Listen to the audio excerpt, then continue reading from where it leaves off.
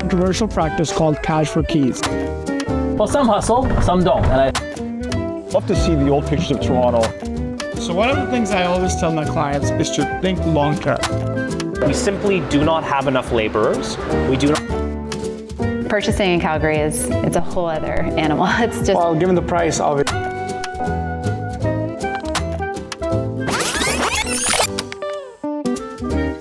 Now let's talk about a controversial practice called cash for keys. While legal, it involves tenants facing eviction, negotiating with landlords for compensation to leave peacefully. This practice gains leverage due to the significant backlog of the landlord-tenant board, creating a gray area that some argue is borderline extortion. Clearly, we need a more efficient legal process. It's crucial to enforce contractual agreements and prevent landlords from withholding properties due to bureaucratic delays. This is not just about resolving backlogs, it's about ensuring fairness and justice for all parties involved. My 2 cents as a landlord: create a relationship with the tenant. Make sure they're happy, make sure they're respected. You're getting into a relationship, you want to make sure everybody's happy. At the end of the day, they're calling your home their home. So don't go around saying, I want to renovate, but you really don't want to. Be cool.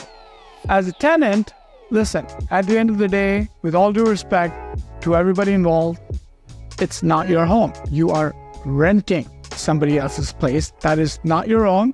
You're renting the place for the time being. You know, there are examples out there of people or tenants asking for $100,000. That's absolutely ridiculous. Listen, there are bad apples on both sides of this argument. There are bad tenants and there are bad landlords, sometimes terrible landlords actually. What we need to do is work together and do our part to come up with a solution. I remember doing Limelight Towers by Daniels in his saga. Crazy lineup. And then people were, just staying there overnight. Yeah. Just because they could get the units and stuff. Yeah. I remember when we did Art Shop, I've only been doing the pre-construction part of this business for, what is it now, like 8 years, give or take? See, that the hustle is still there, but it's a very different kind of a hustle. Yes. Even now. Well, some hustle, some don't. And I think that you got to really respect the guys and girls who are working hard. Oh, for sure. You're not going to sell every unit, you're not going to firm every deal, but as long as there's that drive and that respect and hustle out there, you got to respect those people. Oh, most definitely. And those are the kind of people that flourish at the end. 100%. Because you can't just sit there and wait for deals to come to you. Oh yeah, no, that's not the case, and that's not, especially now. Especially now. But I'm a very optimistic person. I think we're going to get back to a little bit busier times, and for sure. I feel like it's the graph always goes up, always goes down. Yes. Right now it's just down. It is what it is, and then we've had a great few number of years. Yes. So it's been a good 20-year run. but that's the thing. It had to stop somewhere, and then we'll go back up. Yeah. The only way. The good thing is we're down, and the only way to go is up. Like our blood pressure after today. Exactly. I love to see the old pictures of Toronto, especially like by the Sky Dome CN Tower, when you see like there's no buildings there. Yeah. And now obviously as you see the transition that's happened from basically no buildings to a lot of buildings. You see that whole skyline change top to bottom. It was when you bought your first condo. In fact, 2004 is when I was getting into university. Wow. But you're aging me here.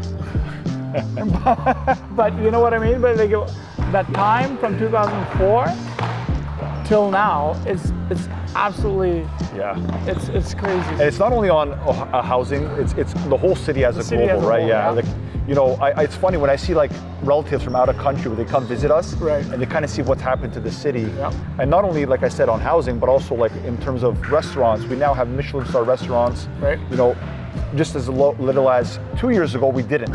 So, people are really adapting to this and they're wanting to come to Toronto even more. You have all the facilities, you have fantastic establishments like this, bringing people together.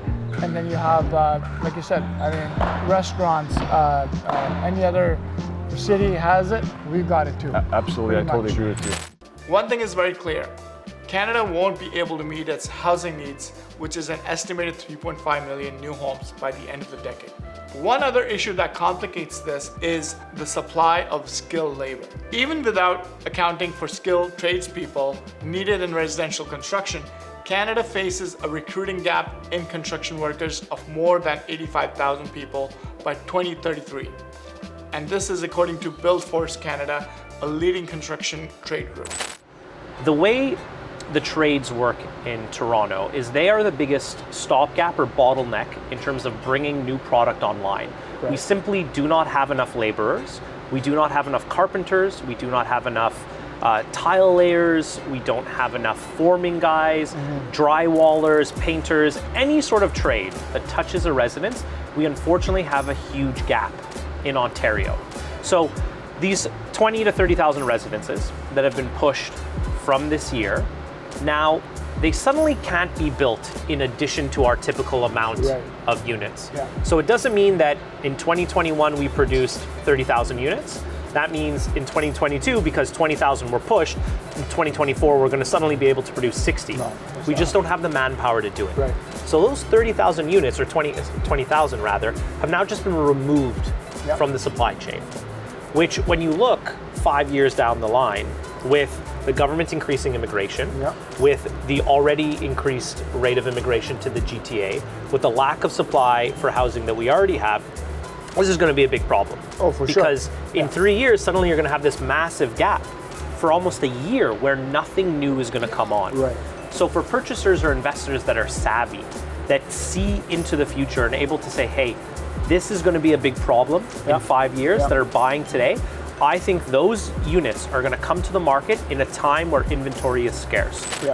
Purchasing in Calgary it's a whole other animal. It's just Well, given the price, obviously, it's a very intriguing part of, especially if you're coming from GTA and Southern Ontario. When you look at the prices, a lot of people are intrigued as to what's going on. Like, why is it so cheap? It's diversification It is.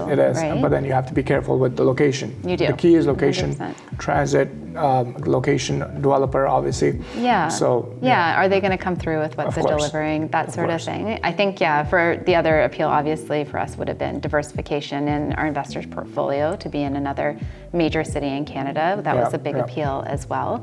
So, but for buyers, I mean, I think for Toronto buyers, it's a great alternative for anyone who feels like perhaps they're priced out of the Toronto market. This is a great option. So you can buy something at a fraction of the price that you would in Toronto. It's so easy to buy. It's 10% down. There's no DCs. There's no interim occupancy fees. And closing costs, I think, round out to about like $2,000, $2,500. So it's pretty amazing. Like, I have a unit there. Like I bought it. Like I was like, I'm in. This sounds great. And the rental rates are up. So and I think everyone's seen it all around Ontario. I feel like there's this push for interprovincial migration eventually to people Alberta. who are not comfortable buying here don't want to spend that kind of money. Calgary offers a very good alternative. Or if like you've done, you saved and you want to have an investment property in a major city, but you don't want to spend all of it. Of course. This is a great alternative. So Hey, thanks for watching. If you enjoyed the content, make sure you hit the subscribe button below and hit that bell.